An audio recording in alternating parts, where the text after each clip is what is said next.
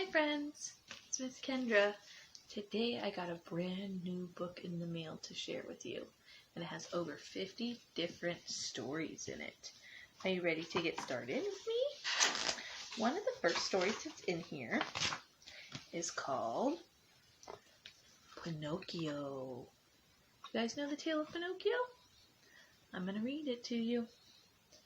There once was a carpenter named Geppetto. One day he was walking through an enchanted forest when he heard a voice. "Hello," it said.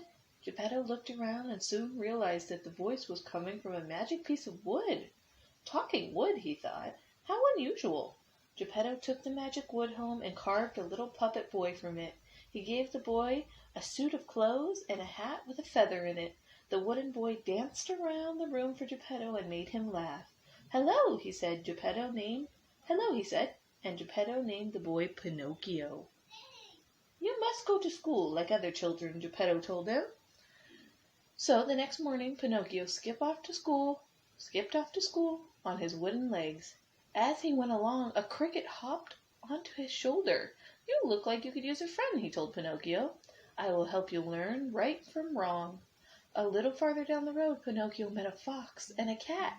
They had heard the sound of lunch money jiggling in his pocket. "Don't bother going to school," said the fox. "Come and play with us instead." Pinocchio, not knowing any better, thought that sounded like a good idea. "I don't think you are doing the right thing," the cricket told him. "You promised your father you would go to school." But Pinocchio paid no attention to the cricket. The cat and the fox led Pinocchio into a dark forest. "If you plant money here, it will grow into a money tree," they told him. "Just come back tomorrow and you'll see." "That doesn't sound right," said the cricket. "That money was for your lunch." But Pinocchio didn't listen. He dug a hole in the ground and buried the coins in it. Then Pinocchio went home feeling very hungry. He did not tell his father that he hadn't been to school.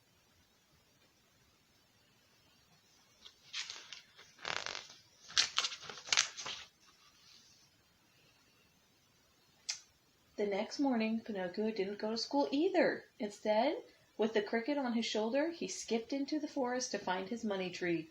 When Pinocchio reached the spot where he buried his coins, there was no money tree. He dug down to look for the coins he had planted, but they were gone. "The fox and the cat had played a trick on you," said the cricket. "They just wanted your money." Pinocchio felt really silly, but he pretended he didn't care. He stomped off into the forest. "I'm going on an adventure," he said. The little cricket begged him to go back to Geppetto, but Pinocchio walked on until it was dark and he was a little scared. Soon they came to a tiny cottage. Pinocchio ran to the door and knocked loudly. A pretty fairy with turquoise hair answered the door. "We're lost," explained Pinocchio. "Please, can you help us?" The fairy invited them in and gave them some food. "Why are you so far from home?" she asked kindly. Pinocchio did not want to tell her that he had disobeyed his father. "I was chased by a giant," he lied. Suddenly Pinocchio's nose grew a little. "The giant was taller than the trees," continued Pinocchio. Pinocchio's nose grew more. "And I ran into the forest to escape," he continued, "and Pinocchio's nose grew again." He touched it in wonder. "I have put a spell on you," said the fairy. "Every time you tell a lie, your wooden nose will grow." Oh my gosh, you guys see how big his nose is now?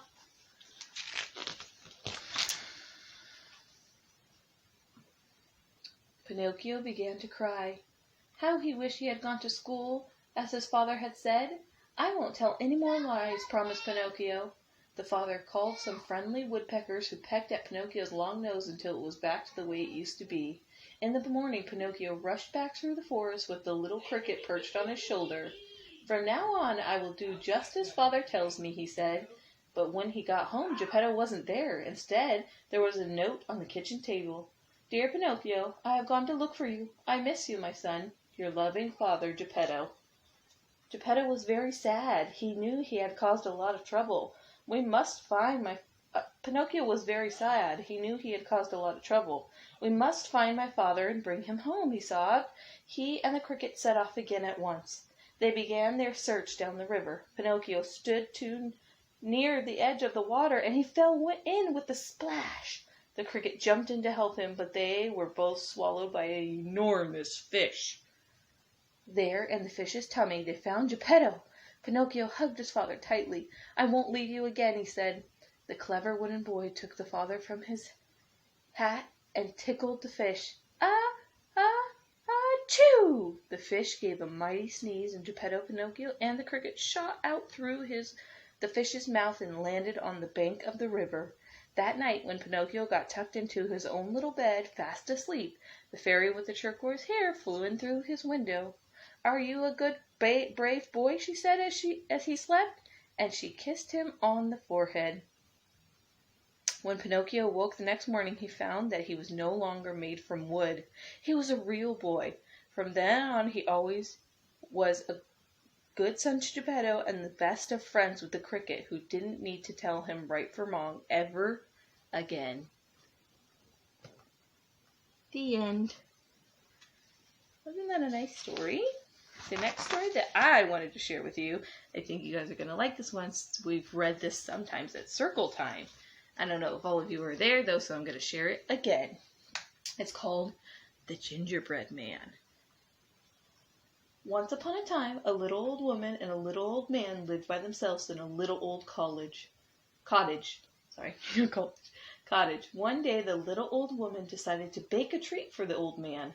"I'll make him a special gingerbread man," she thought. She mixed all the ingredients together, rolled out the dough, cut out the gingerbread man, and popped him in the oven to bake. Soon a delicious smell filled the old cottage. The little woman just putting on her oven mittens to check her baking when she heard a strange voice calling out.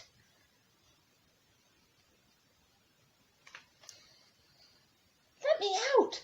I'm finished baking. It's hot in here."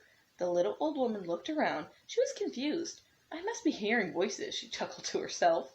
She opened the oven door and nearly fell over in surprise when the little gingerbread man jumped up off the baking pan, rushed past her, and ran out through the front door. "Come back!" cried the little old woman. "You smell delicious. We want to eat you." The gingerbread man was too fast for the little old woman. He ran into the garden and past the little old man. "Stop!" cried the little old man, setting down his wheelbarrow. "I want to eat you." But the little gingerbread man was already halfway down the road outside the little old cottage. He was very fast, and the little old woman and the little old man were very slow. "Stop! Stop!" they wheezed. Out of breath, they ran down the road.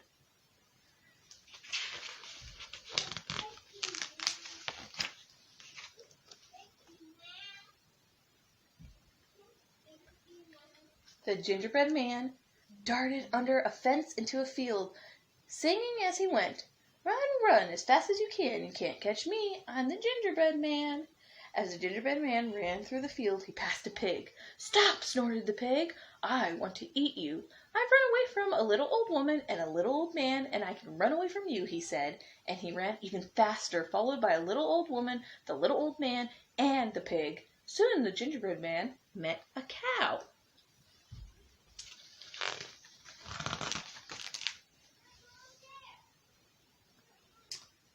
"You smell scrumptious," mooed the cow. "Stop, little man. I want to eat you." But the gingerbread man just ran faster. "I've run away from a little old woman, a little old man, and a pig, and I can run away from you," he cried. The cow started to run fast after the gingerbread man, but he sprinted past her through the tall grass in the field, singing out, "Run, run, as fast as you can. You can't catch me. I'm the gingerbread man." The little old woman, the little old man, the pig, and the cow ran and ran, but none of them could catch the little gingerbread man. In the next field, the gingerbread man met a horse. "You look yummy," neighed the horse. "Stop, little man. I want to eat you." But the gingerbread man just ran faster. "I have run away from a little old woman, a little old man, a pig, a cow, and I can run away from you," he cried. The horse started to gallop after the gingerbread man, but he was already halfway across the field. He turned and waved at the horse as he sang out, "Run, run, as fast as you can. You can't catch me. I'm the gingerbread man." The little old woman, the little old man, the pig, the cow, and the horse ran, but none of them could catch the little gingerbread man. That's fast gingerbread man.